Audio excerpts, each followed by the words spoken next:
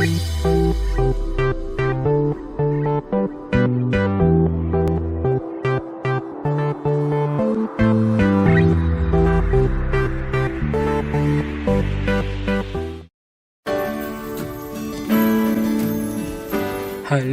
para sobat icip-icip semua, apa kabar Kang Mas dan Bayu? Tentunya baik-baik saja bukan? Di episode hari ini kita akan merasakan sensasi segarnya soto Budarmi 1958. Lebih tepatnya lagi soto daging sapi. Penasaran dengan liputannya? Yuk simak liputan berikut ini. Soto, sroto, sauto, tauto, atau coto adalah makanan khas Indonesia seperti sop yang terbuat dari kaldu daging dan sayuran. Daging yang paling sering digunakan adalah daging sapi dan daging ayam. Akan tetapi ada pula yang menggunakan daging babi atau daging kambing. Berbagai daerah di Indonesia memiliki soto khas daerahnya masing-masing dengan komposisi yang berbeda-beda.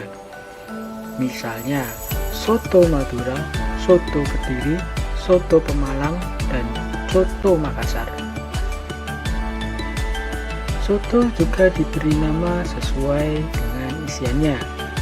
Misalnya, soto ayam, soto babat, atau soto kambing. Ada pula soto yang terbuat dari daging kaki sapi yang disebut dengan soto skengkel. Cara penyajian soto berbeda-beda sesuai kekhasan di daerah masing-masing. Soto bisa dihidangkan dengan nasi, lontong, ketupat, mie, atau bihun. Untuk menambah kenikmatan soto, biasanya juga disertai dengan berbagai macam lauk. Misalnya kerupuk, perkedel, emping, sambal, dan sambal kacang. Ada pula yang menambahkan telur puyuh, sate kerang, jeruk limau, dan berbagai macam gorengan. Ada pula yang ditambahi dengan seledri, tauco, dan koya.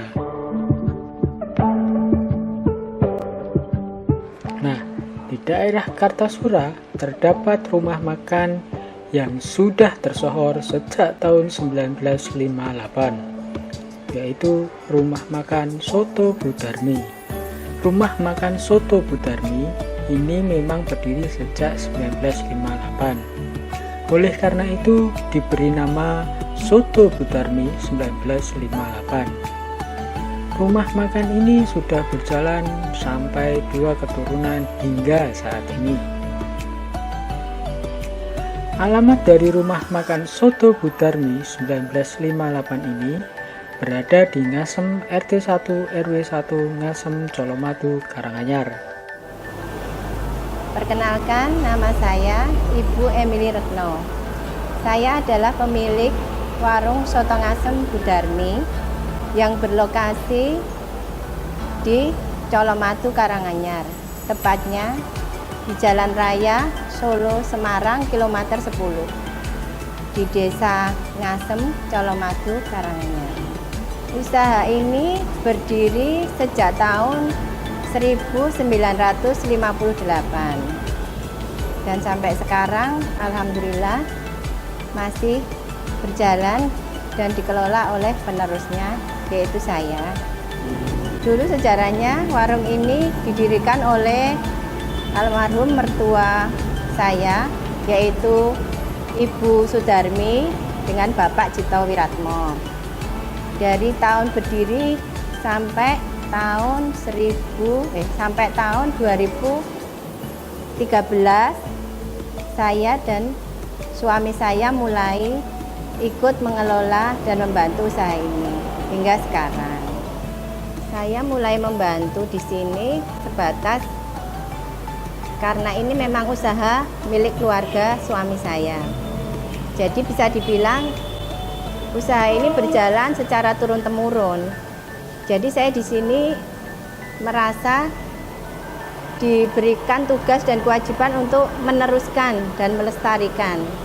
Di samping motifnya secara ekonomi jelas untuk memenuhi kebutuhan keluarga saya. Jadi sedapat mungkin saya berusaha untuk meneruskan usaha ini untuk melestarikan sebagai peninggalan usaha milik keluarga besar suami saya. Warung saya ini memang judulnya Warung Soto. Tapi di sini kami menjual beberapa macam menu yang cukup diminati oleh customer kami. Tapi yang menu utama di sini memang soto, terutama soto daging sapi. Tapi kami juga menyiapkan soto ayam, ada juga garang asem, kemudian ada timlo, ada ayam goreng, dan lain-lain. Minumannya juga kami komplit, ada teh, jeruk, baik es ataupun panas. Kemudian kami juga punya minuman beras kencur, gula asem, kunir asem, ada kopi juga, susu, coklat, komplit pokoknya. Yang diminati di sini soto daging sapi sama garang asem. Garang asem itu makanan yang terbuat dari bahannya ayam, yang jelas bahan pokoknya ayam, kemudian dimasak bersama kuah santan, tapi ada rasa pedesnya, ada rasa gurih, kemudian ada kecutnya. Soalnya kami memakai tomat hijau untuk menambah cita rasanya. Walaupun bisnis yang sangat sederhana, hanya berjualan soto saja, akan tetapi bisa sampai diturunkan kepada anak cucunya. Selain manajemen yang bagus, faktor resep juga berpengaruh dalam menarik konsumen untuk datang makan ke rumah makan ini. Untuk menjaga kualitas rasa agar tetap konsisten, Emily Retno Aji selaku owner dari rumah makan Soto Bu Darmi memilih bahan dasar yang bagus dan berkualitas. Tidak hanya bahan dasar yang berkualitas bagus dalam menjaga konsistensi rasa soto miliknya, akan tetapi cara meracik dan memasaknya haruslah konsisten dan tepat pada porsinya. Untuk bahan-bahan, biasanya saya sudah ada pelanggan yang menyetori, cuma beda-beda. Untuk sayuran sendiri, untuk daging sendiri, untuk ayam sendiri. Tapi sudah ada, kita sudah ada langganan yang menyetor ke sini. Jadi karena saya nggak ada pagi itu kan nggak bisa keluar gitu. Akhirnya saya cari ya orang yang bisa untuk nyetor itu bahan-bahan tadi. Akhirnya selama saya kelola sendiri, semuanya sudah ada yang nyetori. Jadi saya tidak perlu keluar kalau pagi. Kalau untuk tenaga kerja di sini saya hanya dibantu oleh 3 orang karyawan. Dan kadang ya cuma 2, tapi kalau hari Sabtu Minggu kemungkinan saya ambil karyawan lepas untuk membantu. Rumah makan ini mempunyai menu yang spesial, yaitu soto daging sapi dan garang asem. Menu garang asem ini dominan rasa gurih dan pedas. Gimana Kang Mas dan Mbak Yu? Penasaran dengan rasanya bukan? Warung makan Bu Darmi ini sempat tutup loh pemirsa, dikarenakan efek dari awal pandemi di tahun 2020 yang lalu. Akibat dari lockdown daerah, warung soto Bu Darmi tutup hingga 3 bulan lamanya. Baiklah, Emily Retno Aji selaku owner dari rumah makan soto Bu Darmi mempunyai beberapa tips bagi para pemirsa untuk memulai usaha. Yuk kita simak liputan berikut ini. Di warung makan tempatnya ini, Retno belum memulai kerjasama dengan berbagai vendor pesan antar melalui aplikasi, dikarenakan dulu waktu masih dikelola oleh mertuanya belum mengenal aplikasi tersebut dan belum paham mengenai pemanfaatannya. Kalau sebelum pandemi ya bisa dibilang cukup ramai, Mas. Cukup ramai, saya juga karyawannya lebih dari ini gitu. Terus begitu, tapi kan kemudian ada yang buka lagi, otomatis kan ada persaingan, itu tetap mempengaruhi. Kemudian kemarin ditambah pandemi, otomatis kan penurunan itu banyak sekali, Mas. Bahkan waktu awal pandemi itu warung sempat saya tutup sekitar 2 atau 3 bulan gitu.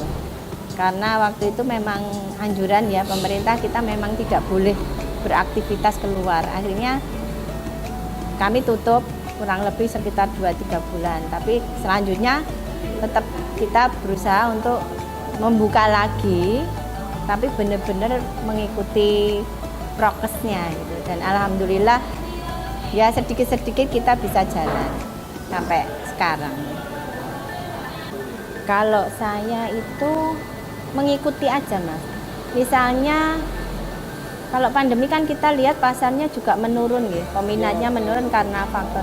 Ya kita ngikut masaknya sedikit ya. Kalau saya kemarin juga mengurangi karyawan juga. Dan saya sendiri yang terjun waktu kemarin itu, saya sendiri yang masak, saya sendiri yang menyiapkan. Dan karyawan itu cuma membantu aja itu waktu awal-awal pandemi itu. Setelah tutup itu loh, Mas, saya buka lagi itu saya cuma dibantu 1 orang, tapi waktu itu kan suami masih ada, jadi kita bertiga memulai lagi. Karyawan yang lama kan udah saya kan tutup ya, ada yang punya dapat kerjaan baru, ada yang ngurusi cucu gitu. Misalnya di sini karyawannya kan dulu memang udah berumur. Akhirnya saya mulai lagi, buka lagi, cuma dibantu 1 orang waktu itu. Jadi saya terjun sendiri, saya yang masak, saya yang pokoknya di dapur gitu, suami yang ke pasar. Waktu awal-awal kita buka lagi, tapi akhirnya berjalan baik, alhamdulillah. Saya bisa nambah, sudah dapat pelanggan lagi, pelanggan udah pada datang lagi, akhirnya saya tambah karyawan lagi. Terus kemarin suami saya kan bulan Juli kemarin kan meninggal. Akhirnya kan saya sendiri yang harus mengelola.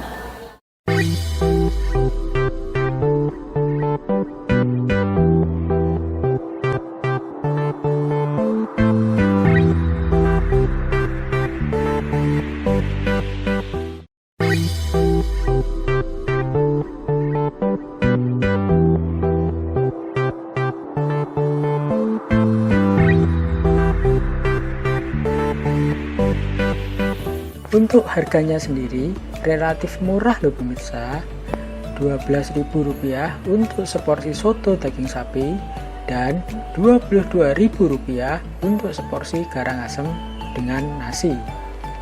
Tidak perlu berlama-lama lagi yuk para sobat icip-icip semua, kita langsung cicipin menu soto daging sapi dan garang asemnya.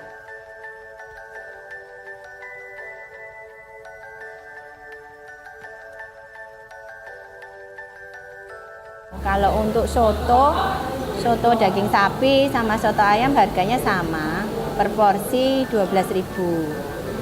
Kalau untuk garang asemnya itu garang asem plus nasi itu 22.000. Kemudian untuk timlo itu 17.000 1 porsi. Kemudian ada ayam goreng plus nasi sambal lalap itu 16.000. Kemudian kami juga menyiapkan ada mie goreng, mie rebus, itu 1 porsi 10.000. Udah pakai telur. Minuman juga, minumannya kalau untuk es teh sama teh itu 4.000. Kalau yang jeruk, lemon tea, es atau anget itu sama 5.000. Untuk kopi kan ada kopi putih kopi hitam gitu, kita juga 5.000. Kemudian kalau beras kencur, gula asem, kunir asem itu 7.000. Kalau Soto sendiri, kalau soto sendiri bahan utamanya yang jelas soto daging sapi ya daging aja sih, dimasak pakai kuah yang banyak, terus dikasih bumbu. Bumbunya juga standar kok, seperti kita masakan Jawa ya.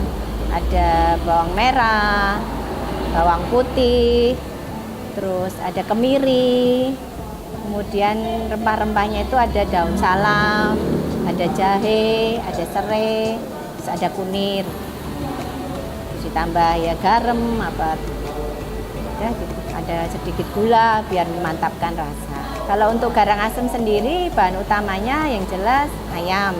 Di sini kami memakai ayam potong sih, ayam negeri karena mudah didapat. Kemudian ada terus dimasak pakai kuahnya yaitu kuah santan. Bumbunya juga hampir sama seperti soto.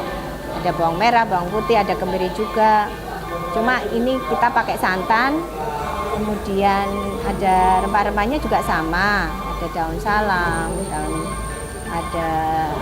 ada lengkuas.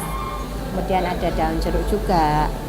Kita masak, tapi kita kalau garang asem kan ada rasa pedes ya, jadi kita pakai bahannya tuh pakai cabai, tapi kita pakai cabai merah yang besar itu. Kemudian untuk rasa segernya, kecutnya itu kita pakai tomat hijau. Berikut ini adalah bahan untuk membuat soto.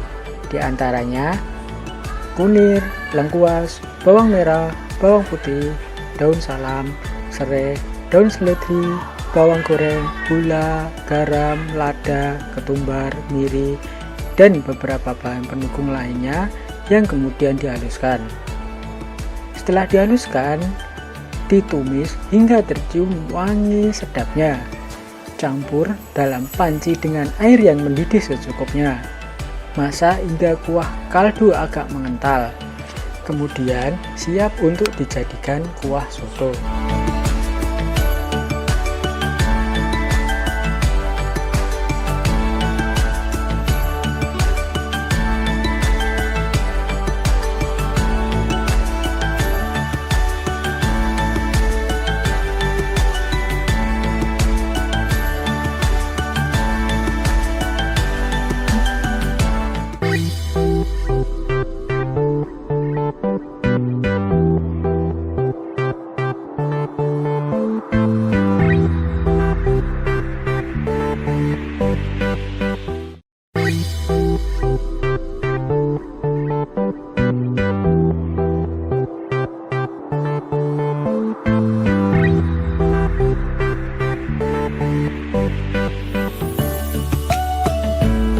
So, tunggu apa lagi? Buruan para sobat icip-icip semua untuk mampir dan makan di rumah makan Soto Budarmi 1958 Kartasura. Dijamin ketagihan deh. Ketagihan gurih kuah sotonya dan ketagihan enaknya Karangasem.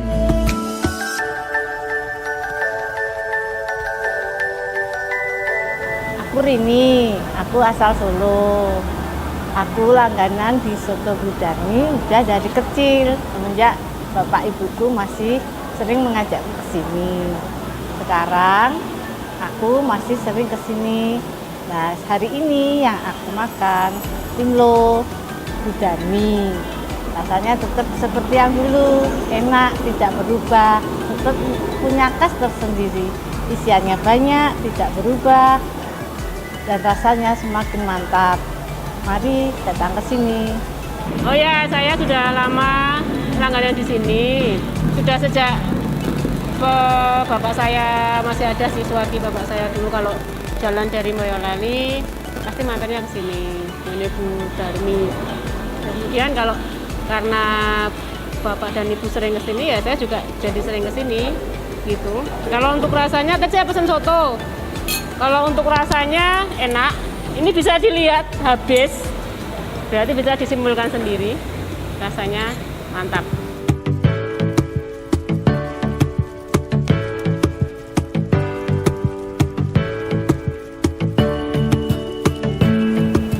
Ya biasanya kalau yang sudah langganan itu mereka Ya alhamdulillah menyampaikan kalau rasa tidak banyak berubah. Soalnya kadang kita sudah berusaha untuk tidak mengubah apapun, tetap mempertahankan ya Mas. Tapi kan namanya orang Jawa bilangnya kan beda tangan itu rasanya udah beda, ya kan. Walaupun semuanya udah sama, takarannya sama, bapaknya sama, cuma beda tangannya kadang rasanya juga beda. Tapi ya alhamdulillah kalau menurut pelanggan yang sudah lama di sini tidak terlalu berubah dari sejak dulu-dulu gitu. Ya alhamdulillah. Ya namanya usaha pasti banyaklah suka dukanya ya. Kalau dukanya yang jelas kalau sepi. Sepi itu pasti ya. Kita sudah keluar modal terus nggak target gitu. Tapi namanya usaha kan pasti ada pasang surutnya. Yaitu yang penting kita tetap jalani, tetap kita lanjutkan. Tapi kalau sukanya banyak Mas, terutama kalau rame, otomatis kita dapat untung banyak. Kita juga bisa mengenal orang, karakter orang gitu. Kita juga dilatih untuk bisa bertahan dalam kondisi apapun menjalankan usaha seperti ini. Ya kalau dari saya, pokoknya kalau kita sudah berniat untuk menjadi pengusaha ya, yang pertama tuh harus benar-benar niatnya kuat untuk maju, untuk bertahan dalam kondisi apapun. Modal seberapapun itu kita harus benar-benar bisa memanage lah. Kita harus benar-benar di kondisi sekarang kita harus benar-benar cerdik, kita harus pintar, kita harus bisa bertahan. Jangan lemah, jangan ngelokro gitu, walaupun situasi seperti ini, walaupun banyak pengusaha lain yang gulung tikar, tapi kita tetap konsentrasi ke usaha kita saja. Kita cari celah sekecil apapun, selama kita masih bisa jalan, kita jalani.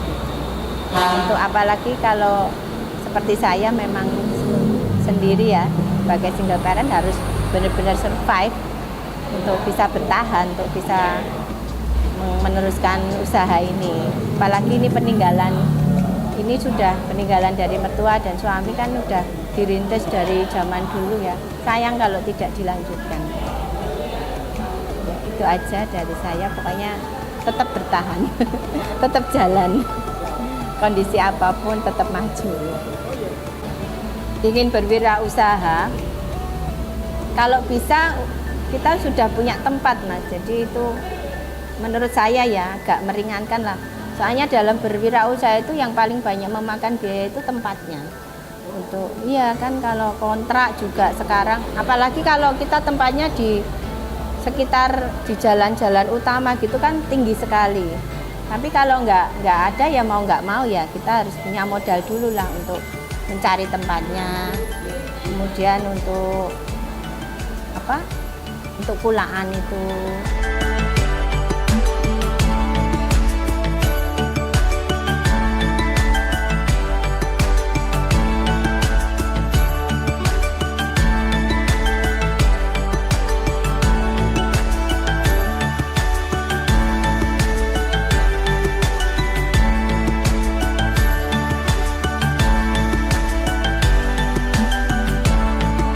Untuk para sobat icip-icip semua, sampai jumpa di liputan icip-icip selanjutnya. Hanya di STV Surakarta, semakin berbudaya.